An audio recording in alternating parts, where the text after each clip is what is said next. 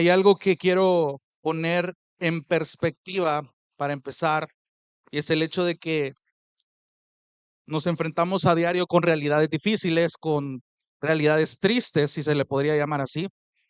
Hemos estado estudiando toda la carta de Colosenses y para gloria de nuestro Señor hemos llegado al último capítulo ya. Ya estamos en modo aterrizaje. Y a lo que yo quiero llegar a esto es que nos percatemos, porque muchas veces pasamos por alto de que debido al pecado, nuestras relaciones están contaminadas. Es verdad, nuestras relaciones están contaminadas y si lo vemos en ese lenguaje, están contaminadas con cierto tipo de suciedad que habita en estas relaciones. Relaciones en todo sentido. Relaciones que permean estas sociedades son el egoísmo, el orgullo y la indiferencia. Siempre el pecador busca velar por él mismo, por ella misma. Pero algo que podemos aprender de la misma escritura es que nuestras relaciones ya no deben ir contaminadas. Nuestras relaciones ahora son purificadas porque han sido lavadas, han sido purificadas en Cristo. Ya no es válido velar de manera pecaminosa por nuestro egoísmo, defender nuestro orgullo, ya no es válido en Cristo. A tener otras virtudes, y lo hemos visto en estos meses anteriores. Y esto aplica de nuevo a todo tipo de relaciones. Y en este caso, lo que estamos leyendo ahorita apela a la relación entre hermanos y hermanas en Cristo. Y esto va más allá que una simple amistad, va más allá que una simple afinidad, va más allá que una simple hermandad. Esto va mucho más profundo. Si no veamos lo que Pablo nos está relatando. En lo que acabamos de leer, hermanos, póngase a pensar un momento. ¿Cómo es posible que ustedes y yo llegamos a amar, por ejemplo, a un grupo de hermanos? Tal vez lo voy a reformular. Pongámonos en los zapatos de Pablo en ese sentido. ¿Cómo es posible que llegues a amar a un grupo de hermanos que ni siquiera has visto en persona? Porque Pablo nunca conoció, nunca pudo tratar de frente a los hermanos en Colosas. No tiene sentido.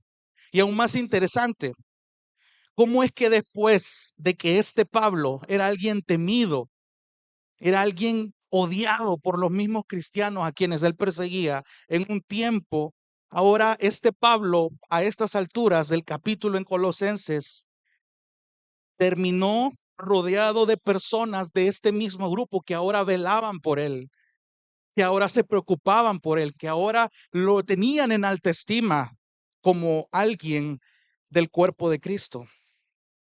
Es interesante esa pregunta. ¿Qué clase de relación es esa? ¿Cómo llegó a ser posible de un extremo tan radical al otro? Es interesante porque ¿qué clase de relación es esa? ¿Era algo meramente del contexto de aquel entonces solamente? ¿O podemos tener esa clase de relación nosotros hoy en nuestro contexto, en esta época de la historia? ¿No? Eso es lo que queremos estudiar en esta ocasión. Yo quiero que en el pasaje que hemos observado, quiero que vea que Dios aquí nos está enseñando a cómo las relaciones en Cristo son de edificación para la iglesia y glorifican a Dios mismo. Présteme atención, porque a Dios le interesa cómo usted maneja sus relaciones en todo sentido, su matrimonio, su noviazgo, su familia, su trabajo, su relación con usted mismo y su privacidad ante Dios. Eso es importante. Eso es importante porque parte de lo que yo conozco de la Escritura y parte de la obra que el Espíritu Santo ha hecho en nuestras vidas. Así se va a evidenciar el tipo de relación que nosotros tenemos que tener en este contexto con la iglesia, con los hermanos. Y quiero rapidito ponerlo en contexto para que me vaya agarrando el hilo de cómo hemos venido hasta este momento. Y es que hace un capítulo atrás, Pablo, básicamente en el capítulo 3, en 26 versículos, tomando en cuenta el primero del capítulo 4, exhortó a los colosenses a mostrar las virtudes de la vida cristiana en la forma práctica, comenzando desde adentro hacia afuera. y de manera consecutiva ya desde el capítulo 4, desde el versículo 2 en adelante, el pastor Marcelo nos enseñaba en 2 predicaciones las instrucciones finales de cómo ellos no debían descuidar sus tiempos de oración. Pablo pide por la situación de la cárcel en la que él estaba en Roma cuando escribió la epístola, y al mismo tiempo está apelando a que los colosenses tengan una labor evangelística al decirles que presten atención a cómo se comportan con los de afuera, refiriéndose a los incrédulos, y la manera en la que sabiamente tienen que presentar el evangelio cuando tuvieran oportunidad. Y les dice que cuiden su manera de hablar y de responder. Está dando las últimas instrucciones. Entonces, ya en esta sección del capítulo 7, Pablo va a comenzar su despedida, que se va a dividir en 2 partes. Pero en estos 3 versículos del 7 al 9 es donde yo quiero que veamos y donde quiero hacer énfasis acerca de la forma en la que Pablo ve que las relaciones, cómo edifican al cuerpo de Cristo. Y es a través de 3 maneras que yo quiero que veamos en esta noche. 3 maneras en las que nosotros con nuestras relaciones edificamos al cuerpo de Cristo. Y quiero iniciar con la primera, que es cultivando el amor. Y usted me podrá decir, es una forma muy trillada, es una frase cliché, pero realmente si usted ha estado viniendo o ha estado pendiente de todo el estudio de Colosenses que hemos venido trayendo desde el capítulo 1, se va a dar cuenta de la importancia que en Cristo le da al amor. Por ejemplo, si vemos en el versículo 7, Pablo está diciendo, en cuanto a todos mis asuntos, les informará Tíquico. Ok, ¿quién es este Tíquico? Quiero que entendamos el contexto de este fulano primero para que me pueda entender lo que le quiero decir, que es la primera persona que es mencionada en esta despedida. Tíquico era alguien, un hombre originario de Asia, que estuvo acompañando a Pablo, en resumidas cuentas, cuando ya estaba por terminar su tercer viaje misionero, y eso lo vemos en Hechos 20, capítulo 4, donde estaban haciendo un viaje de Éfeso hasta la iglesia en Jerusalén, donde iban a dejar una ayuda económica para esta iglesia que era de escasos recursos. Entonces, 4 años después aproximadamente, según los historiadores, pasó un tiempo con Pablo cuando lo apresaron por primera vez en Roma, y Pablo manda a Tíquico a entregar las cartas que iban para las iglesias de Colosas, para la iglesia de Éfeso y para Filemón. Filemón no era una iglesia, era un fulano. Entonces, Tíquico tenía esa encomienda de Pablo y lo hizo, evidentemente. Había ya un historial entre Pablo y Tíquico que evidentemente no era la primera vez que se llevaban con estas personas y habían sido básicamente compañeros de ministerio.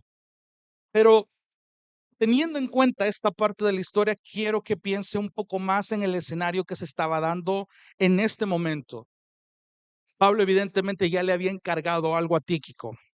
Y no es en vano, si usted ve el versículo 7, en cuanto a todos mis asuntos, les informará Tíquico. La primera descripción que vemos de Tíquico, nuestro amado hermano, ya vamos a llegar a eso.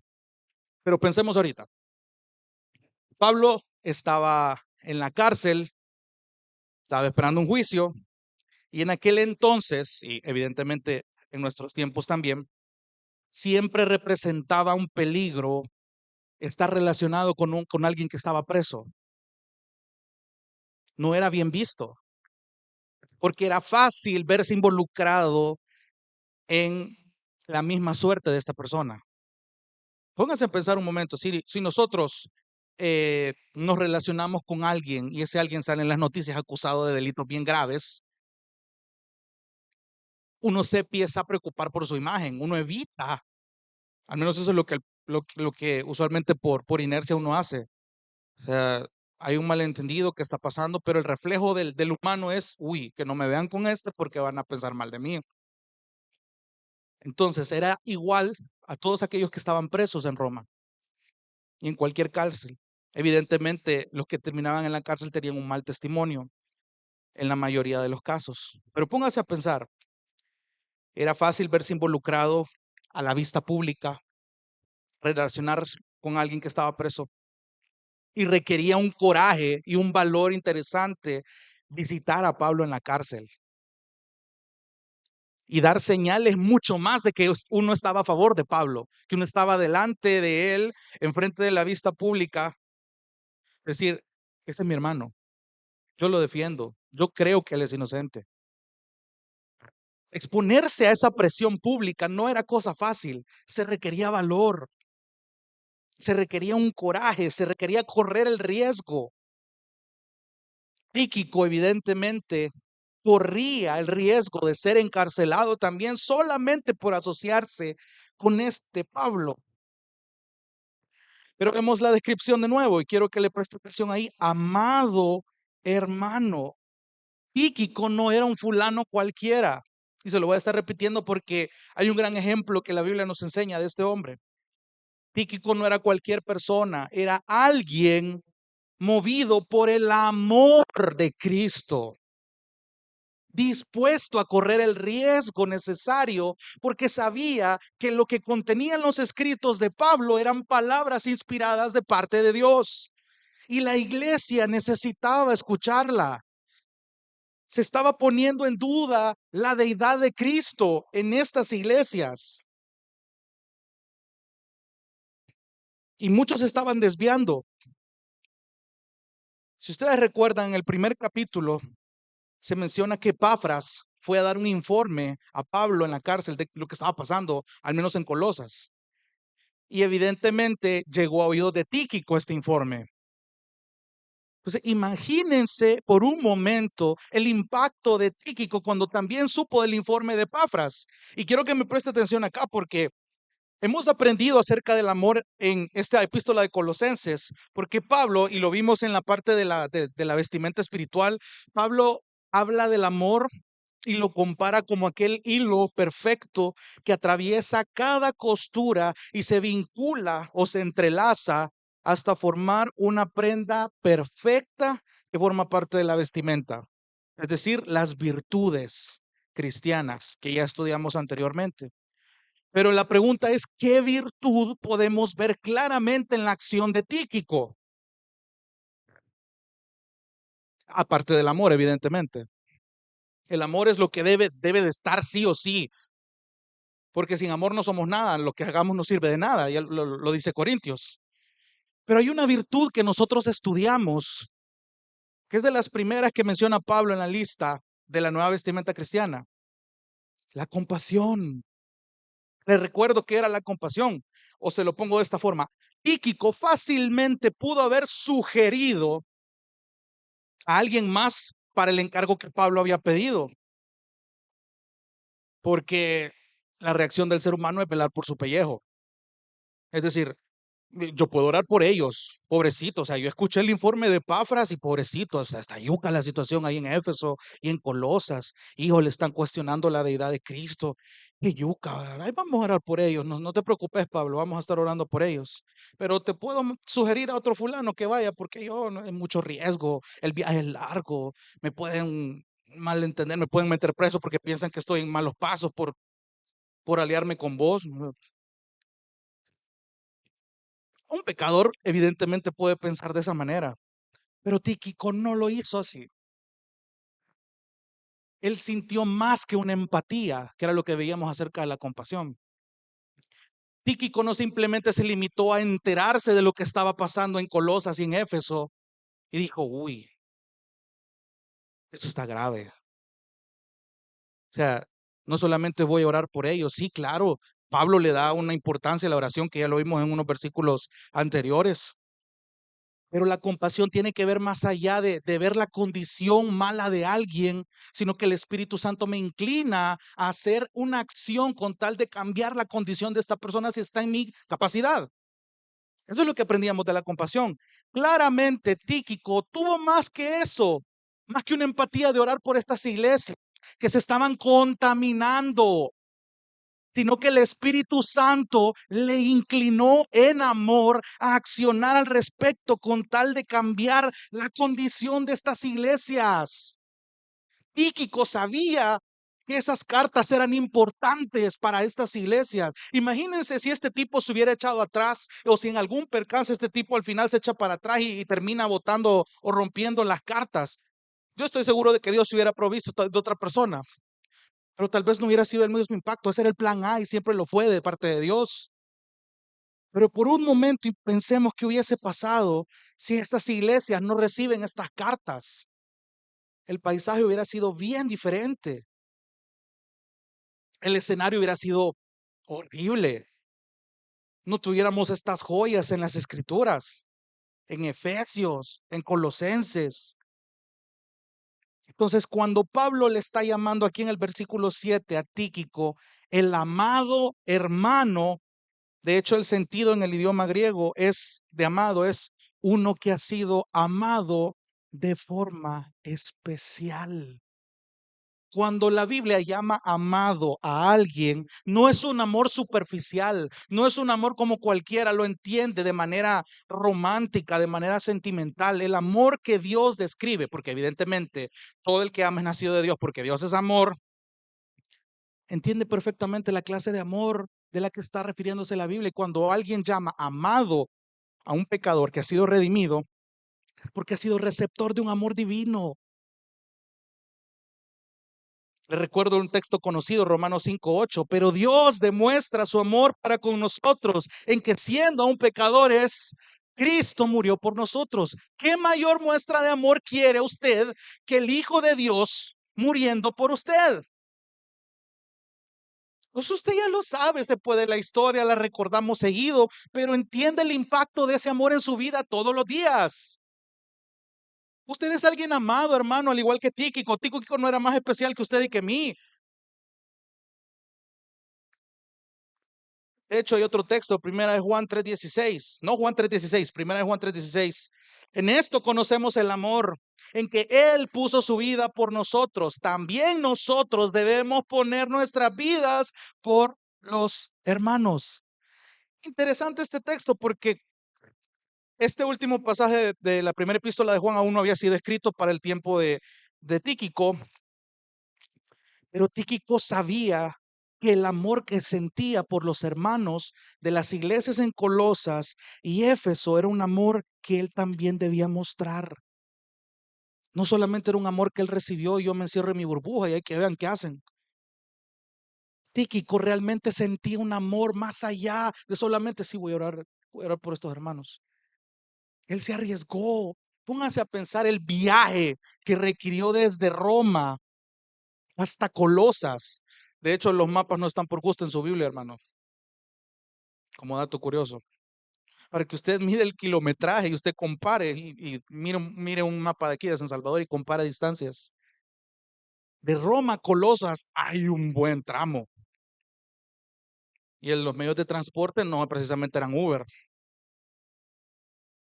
Entonces, ¿qué tanto amor necesitaba este hermano como para emprender tal misión? Este tipo se expuso a un calor intenso, a llagas en los pies, a peligros en el camino, a que lo encarcelaran, pero él tenía claro el amor que sentía por los hermanos, porque él se consideraba alguien amado de forma especial por el Señor.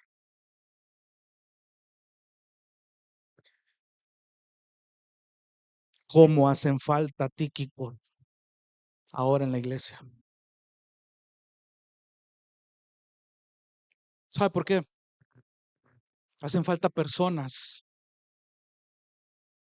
que saben que han sido amadas con un amor tan especial, porque son receptores de un amor divino y lo saben. Se pueden de memoria todos estos versículos acerca de que son amados y están dispuestos no solamente a recibir ese amor. Hay una diferencia. Sabe que aún dentro de la iglesia hay relaciones contaminadas. No precisamente estoy hablando de algo externo, sino que hay cristianos que viven en el yo soy amado, yo soy escogido, yo soy aquí, yo soy allá, y gracias Señor, y yo. ¿Está entendiendo la idea? Sí, eso es verdad, la palabra te lo dice, sos alguien que ha recibido amor, pero no basta con eso, no se queda ahí el versículo. Tenés que demostrar ese amor, tenés que externar ese amor, tenés que digerirlo, conocerlo, entenderlo, comprenderlo, pero aplicarlo, obedecerlo, accionando.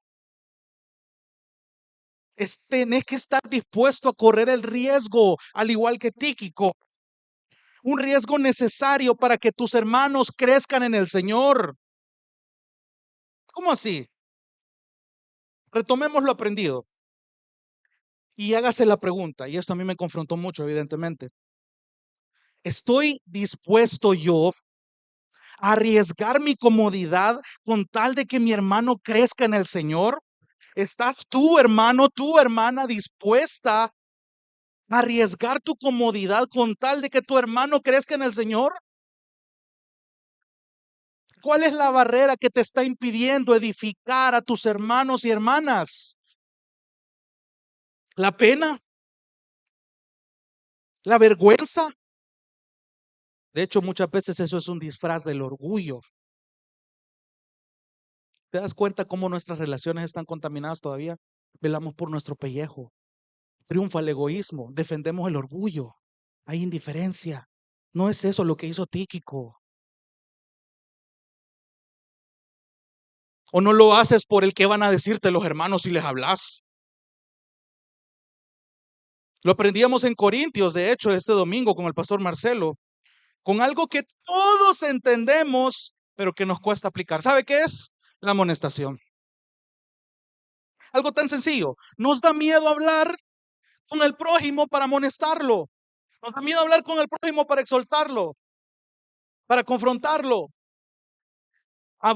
Y présteme atención, porque si usted se mantiene en esa actitud, aborrecemos el amor de Dios mostrado en Cristo cuando nos negamos a salir de nuestra comodidad para edificar a la iglesia. Hermanos, tú estás cómodo en ese sentido, estás aborreciendo el amor de Dios que te mostró en Cristo. Y eso es grave. No sé si lo habías pensado, amado hermano, hermana. Amado hermano. Es grave. Tenemos que reaccionar. Yo puedo decir, uy, sí, yo amo a mi hermano, gloria a Dios, y cantamos que somos amados, que somos escogidos, que leemos la Biblia y el amor aquí, Dios es amor y Dios es allá. Claro, pero en algo tan sencillo como lo que vimos el domingo no somos capaces de hacerlo porque estamos cómodos. ¿Qué va a pensar fulano si yo le escribo? Si yo nunca le he escrito. ¿Qué va a pensar de mí? ¿Qué le escribe el pastor o los hermanos que se llevan con su círculo? No estás entendiendo el punto, hermano. No se trata de grupos de afinidad, se trata de la edificación del cuerpo. Todos somos afines a Cristo. Ahí está. Pero esa es la clásica. Hay que le escribe el pastor. Hermano, no estás entendiendo el punto. Quiero que me preste atención. Usted y yo estamos llamados a cultivar el amor. ¿Sabe para qué? Para que la iglesia sea edificada. Y solamente lo vamos a lograr pidiendo en oración al Espíritu Santo que nos dé el valor y nos dé la capacidad de asumir el riesgo y abandonar nuestra comodidad. Y sabe algo, en Cristo y gracias a su consolador, el Espíritu Santo, hasta el más introvertido puede ser capaz de dar un discurso sabio y amoroso en una exhortación. Y el que es extrovertido, que es el que usualmente no se calla, puede ser capaz en Cristo de guardar silencio y saber escuchar una exhortación en amor. Entonces no me diga que no puede. Porque si usted está en esa actitud, usted está aborreciendo el amor que ha recibido. Y Kiko pensó en sus hermanos. Este tipo tenía razones para no ir, para sugerir a otro. Pero imagínense, este hombre pensó en la iglesia, en Colosas, en Éfeso, en Filemón. Pensó en cada hermano, en cada familia, en cada matrimonio, los siervos, los amos, todos los que se iban a ver afectados por la epístola que él iba a entregar.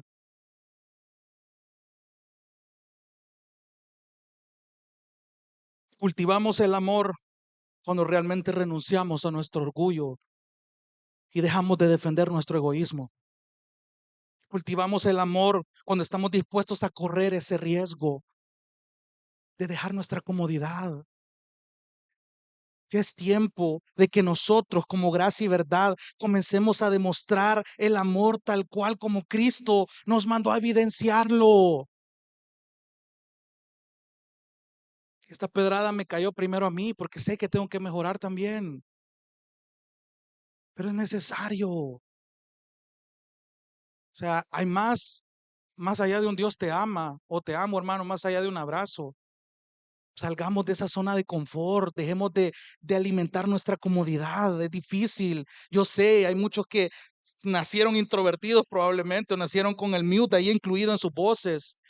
Pero Cristo es capaz de cambiar la personalidad incluso en ese sentido, para la gloria de Él, para usarte como Él debe. Si Él ha ocupado medios extraordinarios con tal de que su plan y su palabra sea predicada, ¿qué no va a hacer de vos, criatura? Tu excusa, tu personalidad no es excusa. O sea, cualquier circunstancia, situación, defecto que vos querrás poner de excusa, no hay tal delante de Dios. Tenés el ejemplo de Tíquico, un fulano cualquiera que la Biblia llama a través de Pablo amado hermano. Tú eres un amado hermano también. Tú eres una amada hermana también. Compórtate como tal entonces. Ama a tu iglesia. Ama al Señor, amando a tu prójimo. Ahí se resume toda la vida cristiana. Pero no a tu manera, no a tu conveniencia, no como te quede el tiempo, no, como Dios te está mandando en la Escritura. Es necesario cultivar el amor y así nuestras relaciones ya no se van a ver contaminadas. Eso edifica la iglesia, eso le da gloria a Dios. Quiero que vayamos al segundo punto. Ya vimos cultivando el amor. Número dos, cultivando la fidelidad. La segunda descripción que vemos, váyase conmigo, versículo 7. Colosenses 4:7. En cuanto a todos mis asuntos, dice Pablo, les informará Tíquico, nuestro amado hermano, fiel ministro. Las descripciones que Pablo hace en sus despedidas no es por gusto. Les recuerdo que Pablo escribió esto inspirado por el Espíritu Santo. Incluso hasta en las despedidas hay algo que la iglesia aprende. Tíquico aquí es descrito como un fiel ministro. El sentido de fiel quiere decir alguien que es digno de confianza, alguien que es firme, alguien que es seguro, que hay seguridad en esta persona y que se le nota. Y curiosamente la palabra griega para ministro es diáconos, que en otras traducciones es servidor. Entonces está describiendo a Tíquico como un fiel servidor. Mire qué interesante. Tíquico sabía que Dios lo había llamado para formar parte del cuerpo de Cristo con el propósito de servir a los hermanos. Y aquí yo veo una gran verdad. ¿Sabe cuál? Un cristiano verdadero entiende la necesidad de servir al cuerpo de Cristo. El cristiano entiende, pero realmente lo entiende.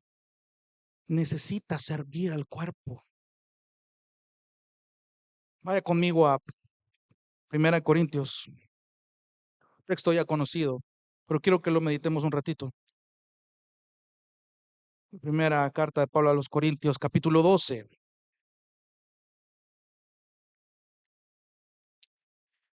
versículo 12. Primera a los Corintios, capítulo 12, versículo 12. Vamos a ir leyendo y observando rapidito esto. Pablo está hablando precisamente de la iglesia, del cuerpo de Cristo, de los miembros, de cómo la fidelidad se ve manifestada en el servicio a la iglesia y cómo la iglesia es edificada en esto. Primera a los Corintios 12, versículo 12 dice, porque así como el cuerpo es uno y tiene muchos miembros, pero todos los miembros del cuerpo, aunque son muchos, constituyen un solo cuerpo. Así también es Cristo, versículo 13. Pues por un mismo espíritu todos fuimos bautizados en un solo cuerpo, ya judíos o griegos, ya esclavos o libres, a todos se nos dio a beber del mismo espíritu, porque el cuerpo no es solo un miembro, no hay llaneros solitarios en el cuerpo de Cristo. Versículo 14. sino muchos. Si el pie dijera, ¿por qué no soy mano? No soy parte del cuerpo. No por eso deja de ser parte del cuerpo. Y si el oído dijera, porque no soy ojo, no soy parte del cuerpo, no por eso deja de ser parte del cuerpo. Si todo el cuerpo fuera ojo, ¿qué sería del oído? Si todo fuera oído, ¿qué sería del olfato? ¿Se está entendiendo la ilustración que Pablo está usando ahí? Versículo 18. Ahora bien, Dios, preste atención, ha colocado a cada uno de los miembros en el cuerpo según le agradó. Y si todos fueran un solo miembro, ¿qué sería del cuerpo? Sin embargo, hay muchos miembros, pero un solo cuerpo. Y el ojo no puede decirle a la mano, no te necesito. Ni tampoco la cabeza le puede decir a los pies, no los necesito. Por el contrario, la verdad es que los miembros del cuerpo que parecen ser los más débiles son los más necesarios. Y las partes del cuerpo que estimamos menos honrosas, a estas las vestimos con más honra. Así que las partes que consideramos más íntimas reciben un trato más honroso. Versículo 24, ya que nuestras partes presentables no lo necesitan, pero así formó Dios el cuerpo, dando mayor honra a la parte que carecía de ella, a fin de que en el cuerpo no haya ¿qué? División, sino que los miembros tengan el mismo cuidado unos por otros. Regrese a Colosenses. Pablo ya le había dicho a la iglesia en Corinto, señores, no hay llaneros solitarios en el cuerpo de Cristo. No quieran hacer iglesia a su manera, ya hay un diseño. No pretendan innovar entre comillas. Ya hay un diseño, no le agreguen ni le quiten. Hay un diseño. No desprecien a los pequeños. De hecho, en todo el contexto de Corintios se jactaban de los dones que tenían, pero le faltaba amor. Curioso. Entonces, lo que Pablo les está diciendo a los corintios es, hermanos, cada miembro de la iglesia es importante, desde el más notorio que ustedes observan hasta el que allá tras bambalinas solo medio va y viene. Pero ese lo ha traído el Señor. No lo descuiden. Y aquí va la clásica. Pero es que eso va para los pastores. No, hermano, esto va para toda la iglesia. Esto va para toda la iglesia. Aquí en Corintios no dice para los pastores. Esto es el cuerpo de Cristo. No se me quiera zafar, hermano. Esto es responsabilidad nuestra.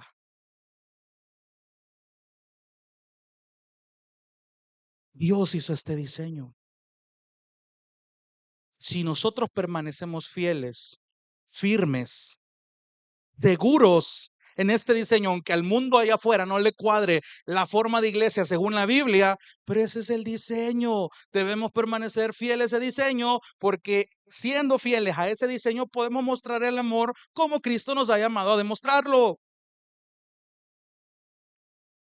Y Tíquico entendía esto.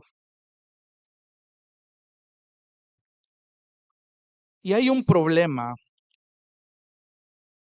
si decimos, présteme atención, hay un problema si decimos que somos parte de una iglesia, pero no nos interesa servir en ella. Hay un problema. Hay una relación contaminada.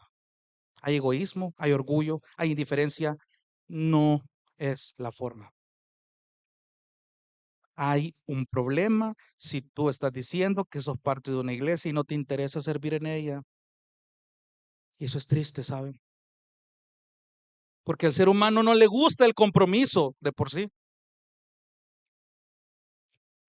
Permítame citar a Mark Dever en uno de sus libros más famosos que se llama Las 9 marcas de una iglesia sana. Y él dice algo bien interesante respecto a esto. Cito, él dice, vivimos en una era de la fobia al compromiso. Es decir, un temor de que al prometer hacer algo bueno, nos perdemos de algo mejor. Por tanto, aunque podríamos estar haciendo muchas cosas buenas, preferimos simplemente mantener nuestras opciones abiertas.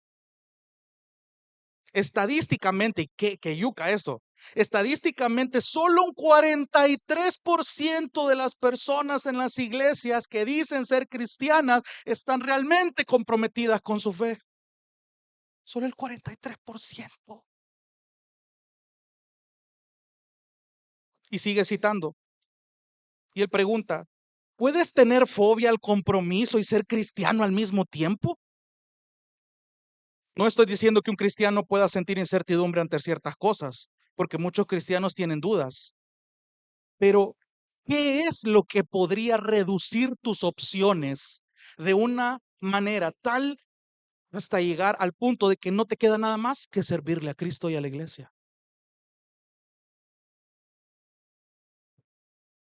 Si el mismo Jesús en Mateo 16:24 dijo que los que le siguen tienen que tomar su cruz. Sigo citándolo. Añádele a esto el problema de los llaneros solitarios. ¿Por qué depender de otra persona si yo puedo hacer las cosas por mí mismo? Hoy en día nos interesa que todo sea fácil y simple. ¿Por qué me voy a enredar con otras personas? Yo puedo ser una carga para ellos y ellos pueden ser una carga para mí. Fin de la cita. Y eso es todo lo contrario a lo que acabamos de ver en Corintios 12. Examina por qué estás en la iglesia, hermano.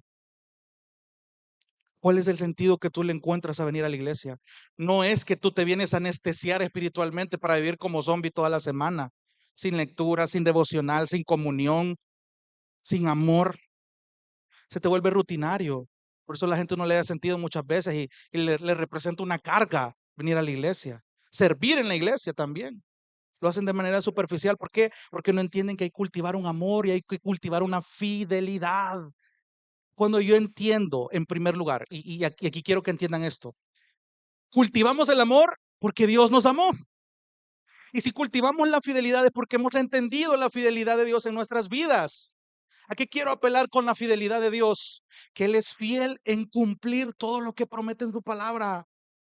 Y aquí apunta un atributo que a mí me fascina, que a mí nunca me deja de sorprender, que es la inmutabilidad de Dios. Que Dios sigue siendo el mismo de ayer, el mismo de hoy y el mismo por los siglos.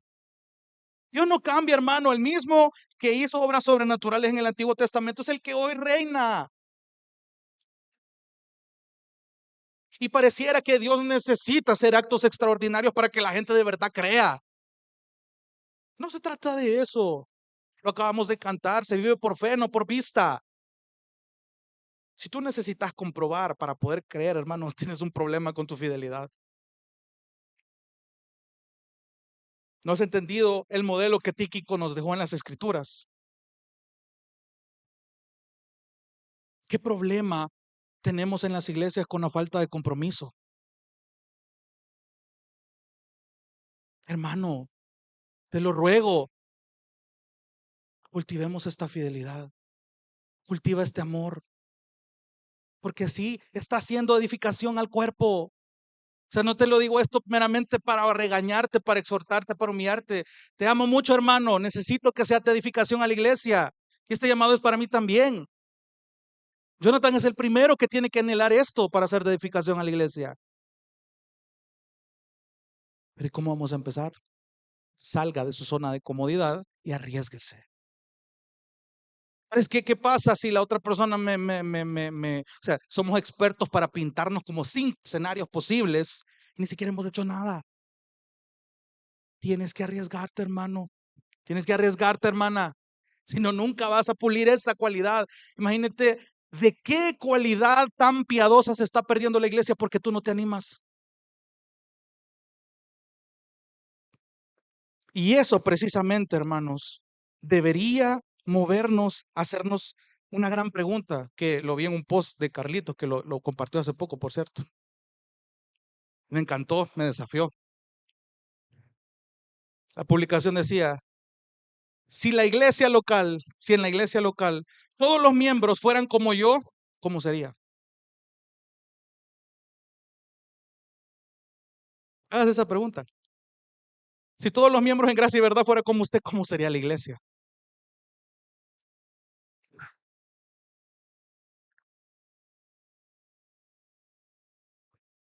Terrible. Se da cuenta de por qué tenemos que cambiar. Cultive el amor, cultive la fidelidad. Este título también aplica para usted. Puede ser un amado hermano y un fiel servidor. A eso somos llamados, a parecernos a Cristo. En Cristo tenemos el ejemplo más preciado de alguien que supo amar y alguien fiel, alguien que sirvió. Tenemos el modelo, hermanos. ¿Qué más quiere? ¿Qué más necesita? Tiene los recursos. Salga y arriésguese. Cultivamos la fidelidad cuando sabemos que somos miembros del cuerpo y como tal tenemos una función dada no por los pastores, no por los líderes, sino dada por Dios. Cultivamos la fidelidad cuando nos disponemos a servir a personas que no quieren ser servidas a veces. No te extrañe, hermano, si un pecador reacciona mal cuando tú intentas servirlo. No importa, tú eres fiel, no a los hombres, eres fiel a Dios, a su diseño y amas a las personas. No porque alguien te trate mal te vas a frenar, hermano, eso es una inmadurez. Sé fiel, porque Dios es fiel. Ahí está.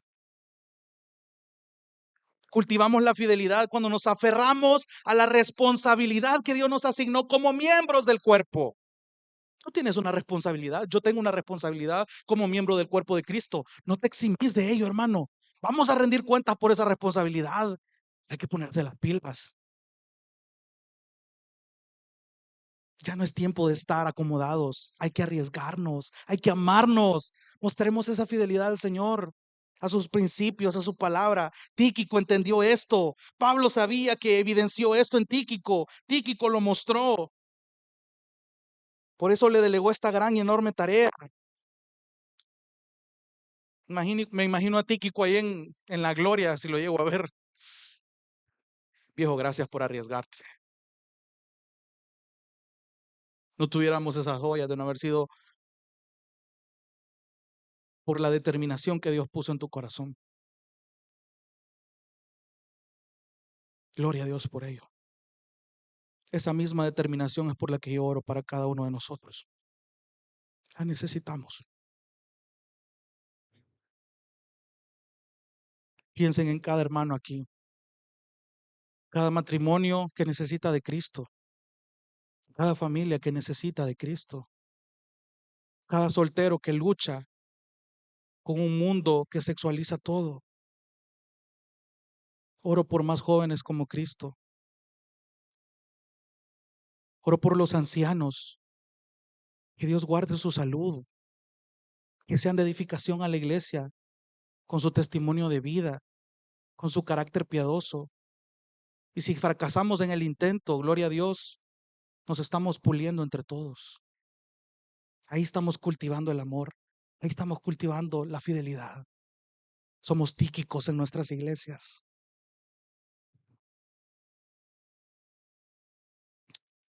Y número 3, ya hablamos de cultivar el amor, hablamos de cultivar la fidelidad. La tercera es confortando a los hermanos. Confortando a los hermanos. Versículo 7, en cuanto a todos mis asuntos, les informará Tíquico, nuestro amado hermano, fiel ministro y consiervo en el Señor. Consiervo quiere decir un compañero de ministerio, un mismo esclavo en el Señor. Versículo 8, porque precisamente para esto lo he enviado a ustedes. ¿Para qué? Para que sepan de nuestras circunstancias y que conforte sus corazones. ¿A qué se refiere con confortar? Habla de un consuelo, habla de un ánimo, habla de palabras de exhortación en el buen sentido, de animar, de decir que sigan adelante, que esto no para, que Dios te sostiene. Ese era el propósito con el que Pablo enviaba a Tíquico de nuevo. Y aquí hay una preciosa verdad que yo veo acá. Una de las ventajas del cuerpo de Cristo es que podemos compartir nuestras necesidades, hermano. Llevar nuestras cargas los unos por los otros. Eso ya lo vimos anteriormente. De esa manera es que nosotros encontramos ánimo y ayuda. No necesariamente una ayuda económica, una ayuda de cualquier índole, pero sí tenemos garantizado una ayuda espiritual. De ahí es que Dios nos inclina a muchos de nosotros a tener corazones compasivos, como Tíquico lo hizo. Hermano, voy a orar por vos, pero qué bien que está orando por vos el hermano o la hermana. Qué bien que te está incluyendo en sus oraciones. Qué bien que hay un grupo encargado que ora por la iglesia. Qué bien. Pero si Dios te está inclinando a hacer mucho más que orar, gloria a Dios, aún más todavía. ¿Por qué? Porque de alguna manera tú estás siendo un conforte para tus hermanos en Cristo, para el cuerpo, ver la manera en la que yo puedo edificar a la iglesia con lo que Dios me ha permitido tener. Somos buenos administradores al reflejar eso, al evidenciar eso. El propósito de Tíquico era confortar los corazones, porque evidentemente Colosas y Éfeso conocían que Pablo estaba preso y evidentemente no es un hotel de 5 estrellas en el que estaba el tipo. O sea, piensa en el escenario de manera profunda. No eran noches fáciles las que el apóstol Pablo tuvo que pasar. Eran noches frías. Y de hecho ahí en la zona de Roma donde estaba, las noches son duras. Los climas desérticos son extremos en el día, en el calor, pero en la noche hay un frío intenso. Imagínense este tipo en una cárcel. Tengo que aguantar estos fríos, siendo ya en un momento ya anciano. No era fácil. Y evidentemente la iglesia se estaba preocupando por él. Quería saber cómo estaba. Es típico decirles a la iglesia, por favor, que estoy bien, probablemente. O sea, no tenemos textualmente lo que Pablo les dijo o lo que Tíquico les dijo si la iglesia en Colosas iba a preguntar, porque precisamente Tíquico llevaba la misión de entregar esta epístola a los colosenses. Y aquí hay algo interesante también, porque aunque no vemos qué fue lo que Tíquico les dijo de Pablo a ellos, evidentemente había una preocupación genuina. Eso dice mucho de la actitud de la iglesia hacia sus hermanos. No necesariamente a los líderes, hermanos. Los líderes también son hermanos. Los hermanos en general. Estos hombres, ya vamos a hablar del siguiente para ir aterrizando. Precisamente para esto, es puntual Pablo en el versículo 8. Precisamente para esto he enviado a Tíquico, para que sepan de nuestras circunstancias. Evidentemente Pablo no estaba solo al momento de escribir la carta. En la segunda parte de la despedida vemos el listado de nombres que la otra semana, si Dios permite, lo vamos a estudiar a fondo. Pero evidentemente Pablo estaba siendo sostenido por los hermanos. Él no estaba solo. Él no estaba solo. Y sabe algo, hermano, qué alentador es tener a los hermanos a nuestro lado cuando el mundo se nos viene abajo. Eso alienta, eso conforta, eso consuela, eso anima. A mí me encanta ver, y no es que sea el escenario perfecto, pero de alguna manera mi corazón está agradecido cuando hemos sido testigos de la muerte de seres queridos de algunos hermanos acá en la iglesia. Y hermanos se disponen a ir de noche. Entiendo que para muchos representa una dificultad, pero hay hermanos que ven esa necesidad. Yo tengo que estar ahí. Tengo que estar ahí con mi hermano. Tengo que estar ahí para mi hermana. Aliento. Cuando alguien se hospitaliza por alguna circunstancia y alguien se dispone a ir, qué aliento, qué conforte, qué ánimo. Ese es el cuerpo, esa es la iglesia, esos son los hermanos, esos son los fieles hermanos, los fieles servidores, los amados. Esos son los que Dios está preparando. Esos son los que el Espíritu Santo está trabajando en cada una de las vidas que están acá. ¿Es tu oración esa, hermano? Porque si no es así, sería buena idea que empezaras a orar por esta clase de corazones en cada uno de los hermanos que tienes alrededor. Porque no tienes idea que el próximo que puede estar pasando por una situación bien difícil pueda ser vos, pueda ser yo. Y qué consuelo va a ser tenerlos a ustedes. De eso se trata. Confortar a los hermanos es parte de cómo somos de edificación a la iglesia. ¿De qué manera estamos buscando confortar a los hermanos? ¿Qué es lo que yo estoy haciendo para demostrar esta verdad? Hay una frase que dice que la más grande habilidad es la responsabilidad. Es cierto.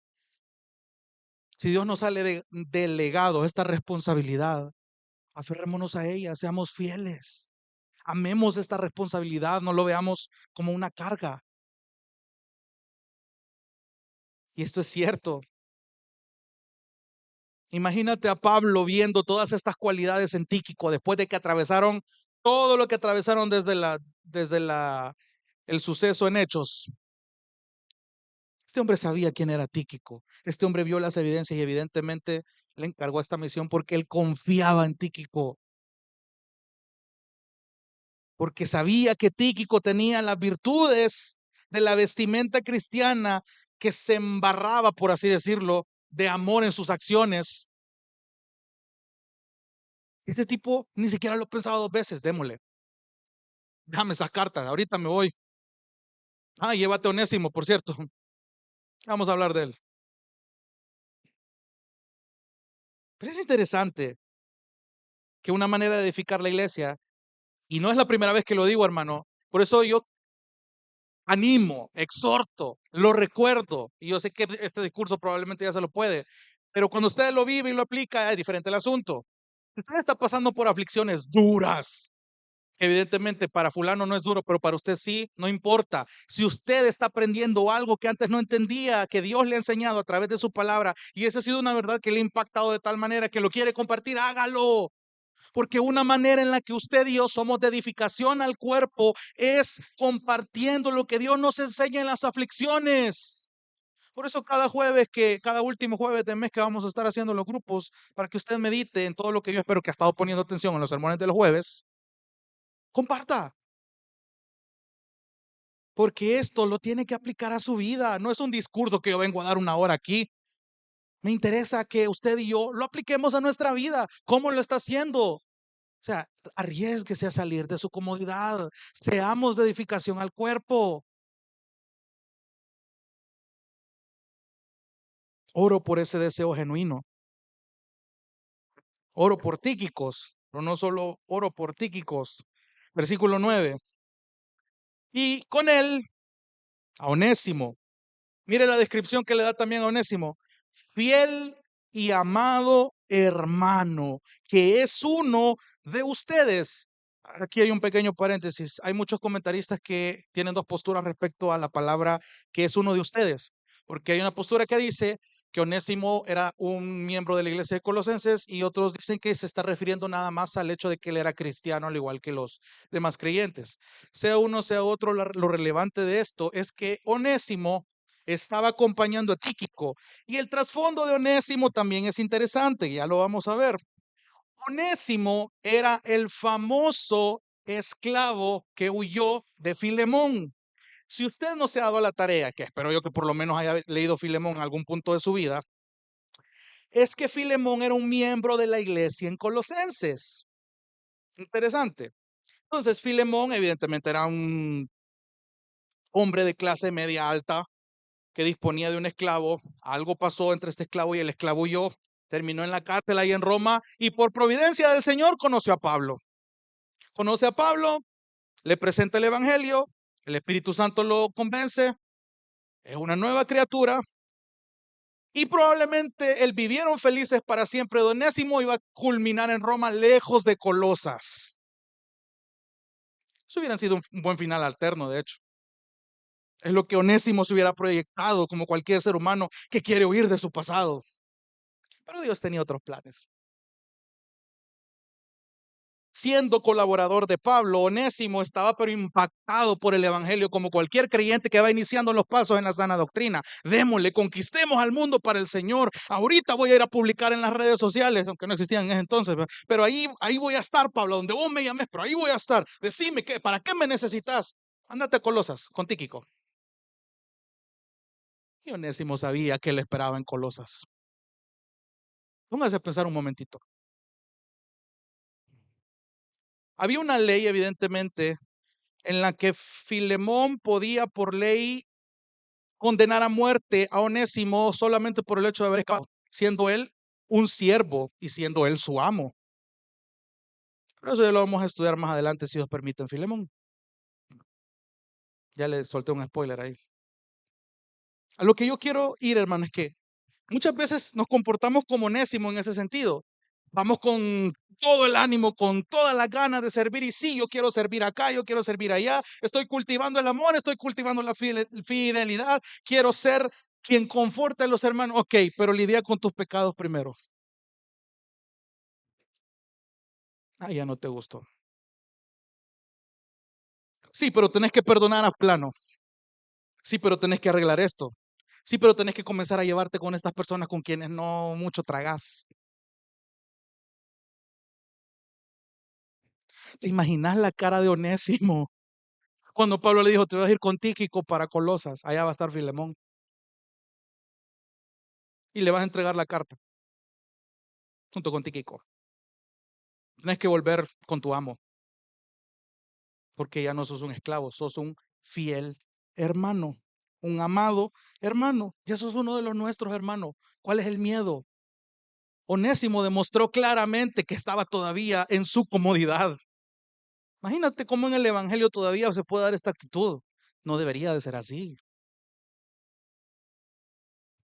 Pero me encanta cómo Pablo lo presenta, aunque él sabía lo que, lo que estaba tras el contexto de Onésimo.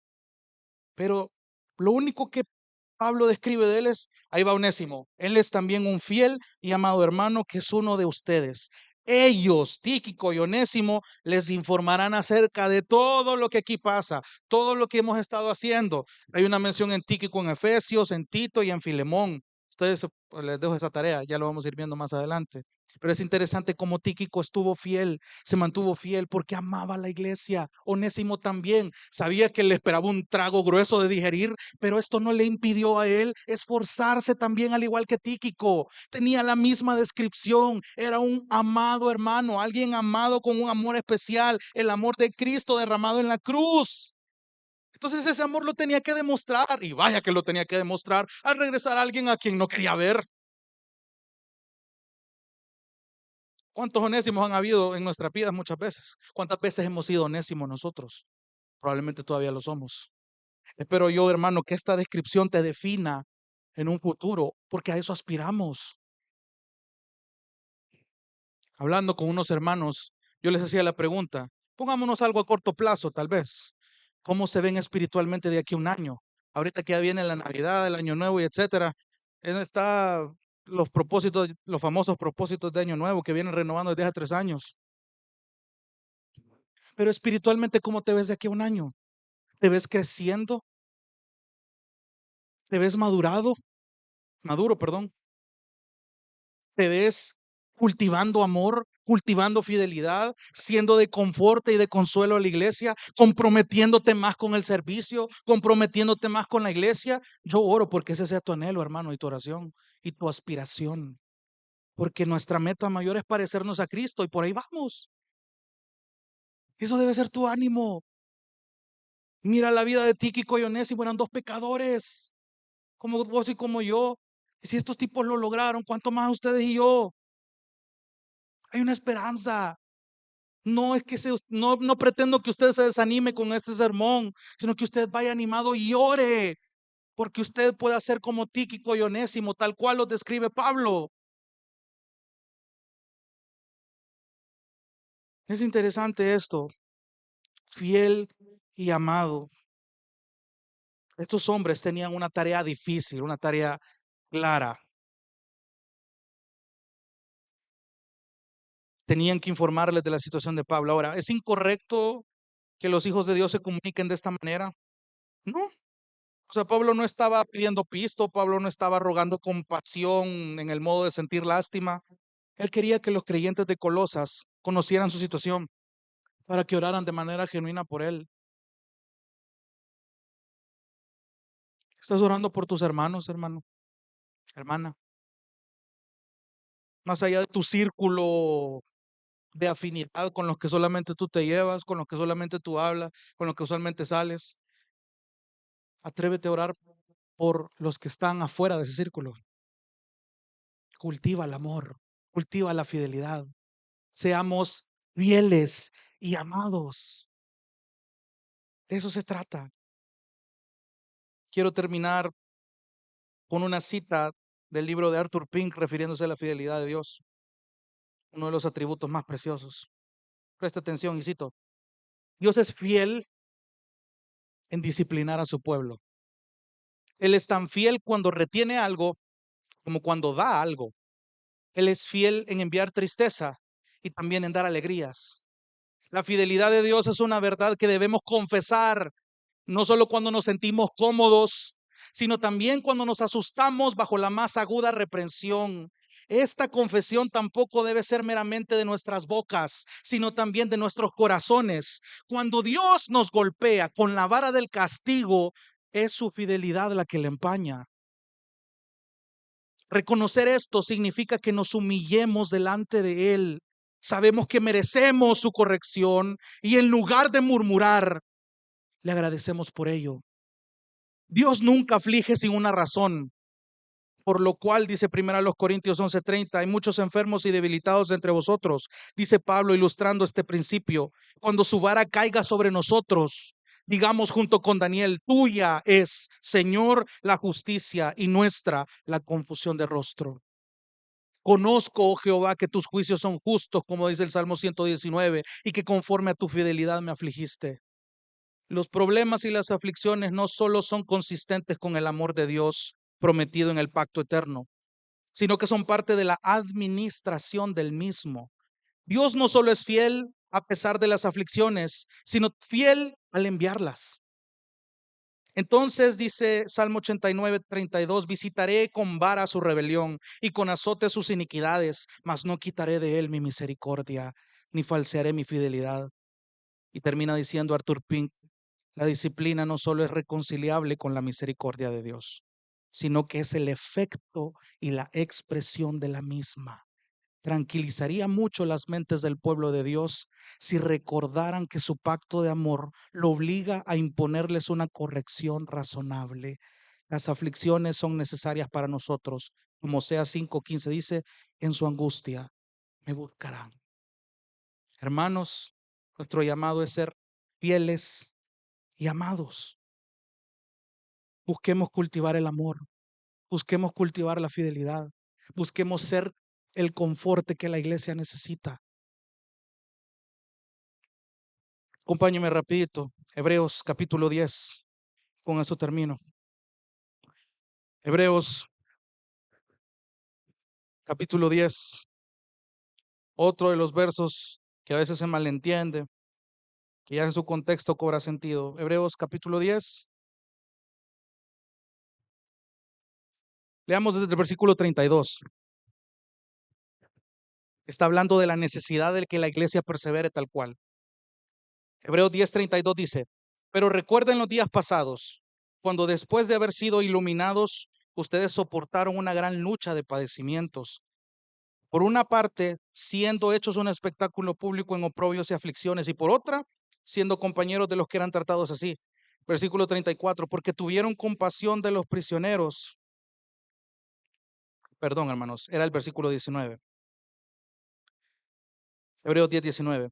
Dice, entonces, hermanos, puesto que tenemos confianza, ese es, para entrar al lugar santísimo por la sangre de Jesús, préstenme atención ahí, versículo 20, por un camino nuevo y vivo que Él inauguró para nosotros por medio del velo, es decir, su carne, y puesto que tenemos un gran sacerdote sobre la casa de Dios, entonces acerquémonos con un corazón sincero, en plena certidumbre de fe, teniendo nuestro corazón purificado de mala conciencia y nuestro cuerpo lavado con agua pura. Versículo 23, mantengamos firme, habla de fidelidad, la profesión de nuestra esperanza sin vacilar, porque fiel es aquel que prometió. Consideremos cómo estimularnos unos a otros al amor y a las buenas obras, no dejando de congregarnos como algunos tienen por costumbre, sino exhortándonos unos a otros y mucho más al ver que aquel día se acerca.